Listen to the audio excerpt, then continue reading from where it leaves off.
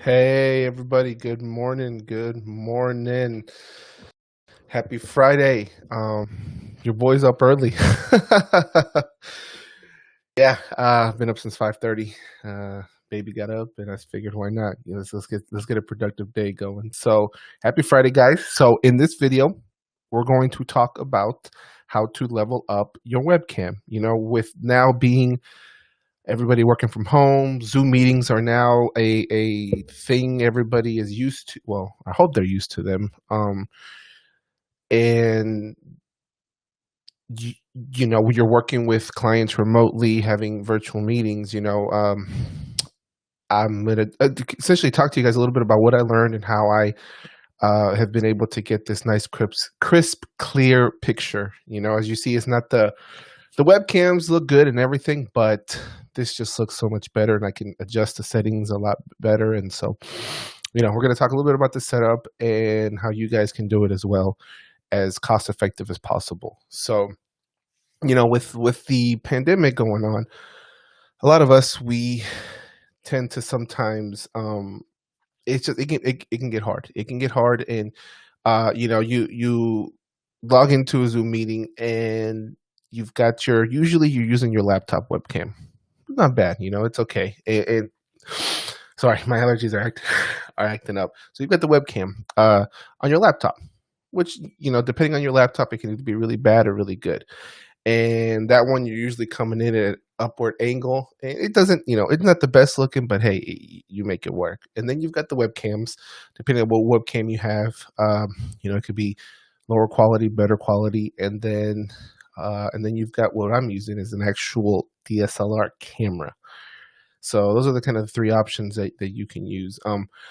I decided to up my game because we are a 100% virtual remote office, and all of our meetings with my staff, with everybody, is all online, all virtual. Everything is here. So for me, I wanted to make sure to present the best face and show them like, hey, well, I can't be in person, because if I was in person, I'd have the nice office, potentially with, nice little setup, decorated and everything. But since I don't have that, I wanted to make sure that they can understand me, they can see me, and they can clearly, do that. So I will tell you this: for me, it has been tremendous as far as quality of with clients and everything, because some of the feedback I've gotten from them is that they do appreciate it. They do appreciate the crisp, clear audio when I do videos for them. When I do walkthroughs, they can understand me. They're not having to do this, or the headphones that kind of come in. Now, don't get me wrong. Sometimes I do use a sometimes I use the AirPods. Sometimes I do use headphones. Whenever you're out and about, you can't have the full setup. But when I'm here in my office, this is what I have. Now you've seen both setups. When I do the podcast, usually when I do something more kind of live, not more live, but when I do something on the let's say like a podcast or an interview or something, I've got literally, so my desk is right here. And to the left of me, I've got a really small, like the smallest standing desk you can buy. I've got a small standing desk.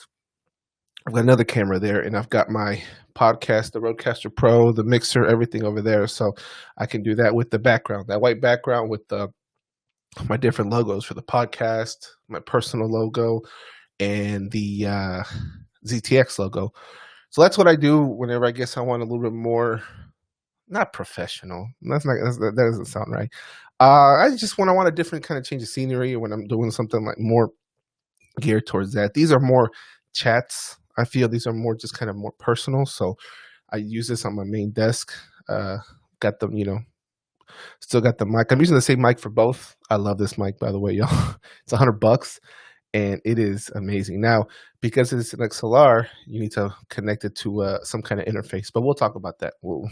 That's going to be a whole nother video we can do about audio and all that. So let's talk about webcam. Let's talk about video. Let's talk about how to get the best out of there. So of course you've got your computers. I've got a Surface Book. So my webcam is actually 1080p. So the webcam on the Surface Book is actually pretty dang good. I think it looks good. I think it's great, but I've got the whole docking station here. I've got 3 screens right here, so, I never really have it open. I usually just have it closed, connected to the docking station, and then, just use the 3 screens here for whatever I need. Mm, coffee, guys. It's delicious. But so that's good, and depending on what laptop you have, you can have a good webcam, you can have a bad webcam, and that one always works. There's absolutely no reason not to use it. It works. It works. It gets the job done and everything. But like I said, for me, we are a virtual office 100%. And so I wanted to make sure that we put our best foot forward. That is our mission, to provide the best for our clients, and I felt like this is something I really wanted to do. So I started doing some research and how can we go. So how can we get better video? How can we make it a little bit easier? So one of the things that I came up with that I saw was a webcam.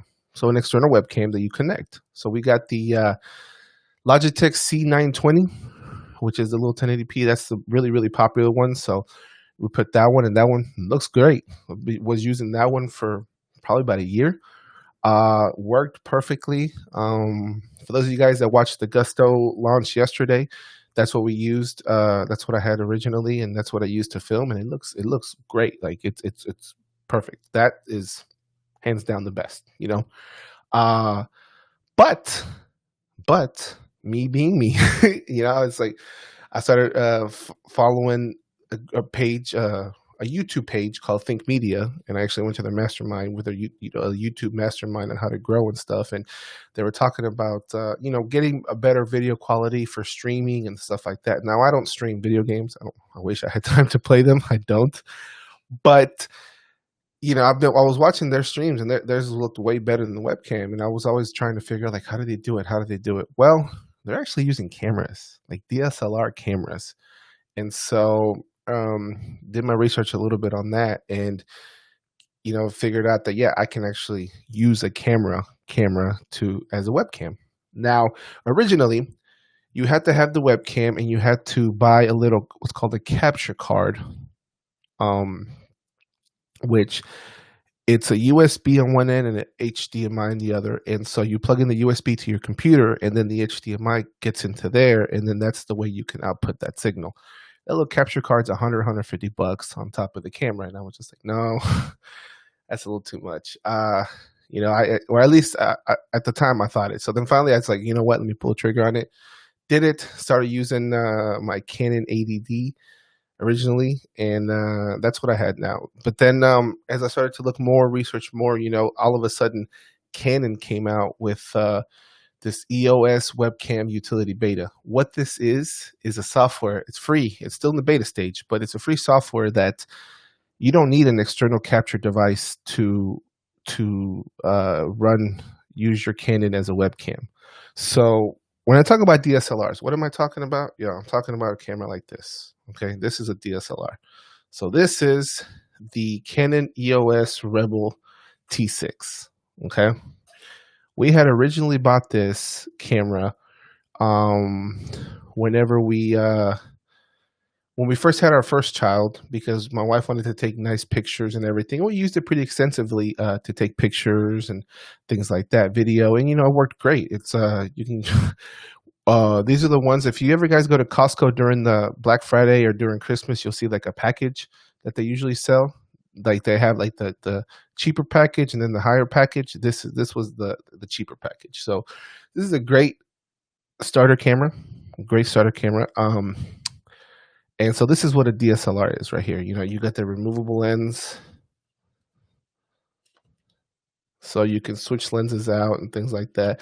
Now, I'm not going to sit here and tell you that I'm a camera expert. I'm not by any means. I've done my research, and I still don't understand really fully the settings on how to do everything. But I will tell you, Canon settings are easy to do. So what I did is take one of these. I'm actually using the Canon M50 right now up as the webcam. I'm actually going to switch to this one. I bought the little continuous battery so that I can have continuous power running in, and I'm going to actually use this as my webcam moving forward and use the M50, which is a little bit better camera for actually making videos and things like that.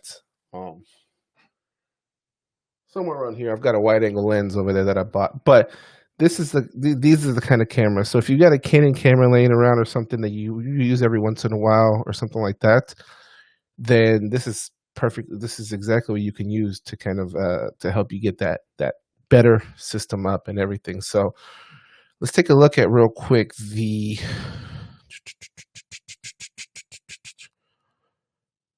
I want to look at share my screen. This Canon EOS webcam. Okay, so this is essentially the EOS webcam utility beta that I was telling you guys about. So if you look here, you download this. It's a free software. You can download it. But here are the different models of cameras that you can use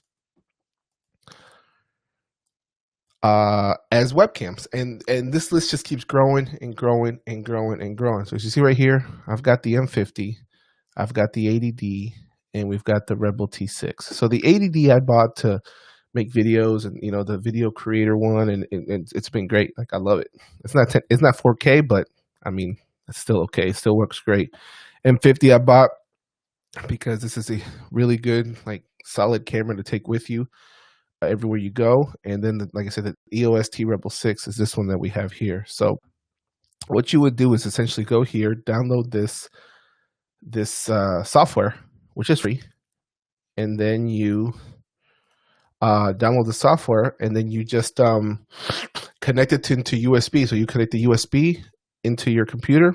Boom! It comes up as EOS webcam utility beta as a video, and there you go. You're good to go. Now, I will give you a tip. Something that it took me a bit to learn.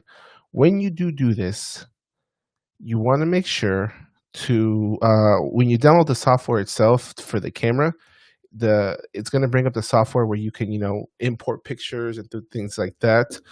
You're going to want to go ahead and completely close that software, because as long as you have that software open, it's not going to connect the camera. So that took me a bit when I first started all this. Like, why the heck isn't this working? That's what took me a bit to get going. But now that I have it, you close that, and then it comes up, and boom, here we go. So I'm using, like I said, the M50. So like I said, it's a lot clearer, it's a lot crisper. I like it. It really has added a new level of dimension to my lives, to my videos, to my meetings, things like that.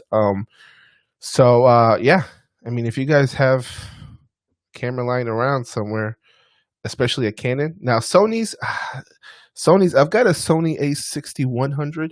That's what I use for my when I'm in what I call the studio, which is literally right next door, right next to me.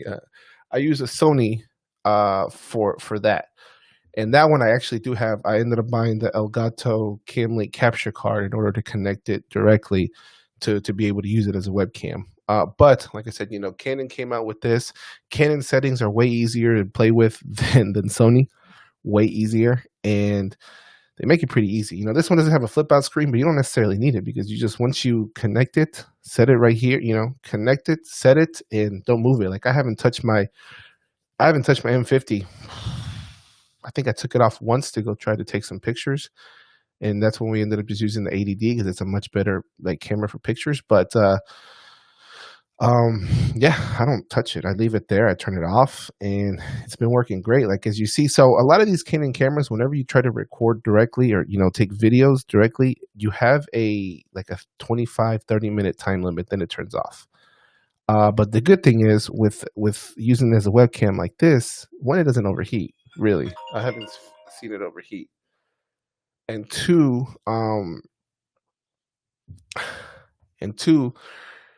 it doesn't overheat. And then, sorry, I got a phone call which distracted me. It doesn't overheat. And then two, you can leave it running for a long time. Like, as long as you have it connected and using it, like, it's going. And the good thing is with the M50, it's got the pull-out screen.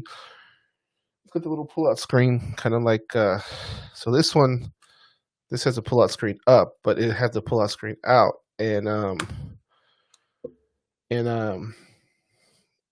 yeah, you can see you can actually see yourself and see what you're doing in the auto focusing and everything. So, like I said, I love the M50, but this works just as good, and this is an entry level camera. So, Canon, guys, this I'm a big fan of Canon. Like I said, the settings are really easy. The colors are really great, from what I've seen.